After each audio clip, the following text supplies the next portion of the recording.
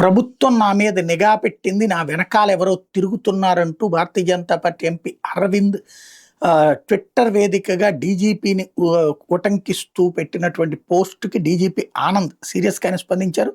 X వేదికగా మీరు చేసిన ఆరోపణల నేపథ్యంలో సంబంధిత వర్గాల ద్వారా వాస్తవాలు నిర్ధారించుకోవడానికి నేను తగిన సమయం తీసుకుని పూర్తి వివరాలు తెలుసుకున్నాను.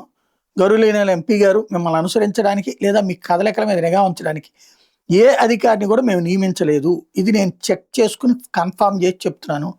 అటువంటి పద్ధతుల్ని మేము నమ్మం కూడా మరియు ఆచరించము. అయినా మీ దగ్గర ఏదైనా అదనపు వివరాలు ఉంటే దయచేసి వాటిని నాకు నేరుగా ఇవ్వండి. వాటిని పూర్తిగా పరిశీలించి వాస్తవాలు నిర్ధారిస్తానని మీకు హామీ ఇస్తాను అంటూ ప్రకటించుకొచ్చారు. బేసిక్‌గా ఎంపీల మీదనే గాని కామన్‌గా జరిగిపోతుంటాయి. అది స్పెషల్ బ్రాంచ్ వాళ్ళతో ఆటోమేటిక్‌గా జరిగిపోతుంటాయి. కాకపోతే అది ప్రభుత్వం ఒప్పుకోదు. అలాగే ప్రతిపక్షం దాన్ని చెప్పినా కూడా జనం కూడా పెద్ద సీరియస్‌గా ఏం పట్టించుకోరు.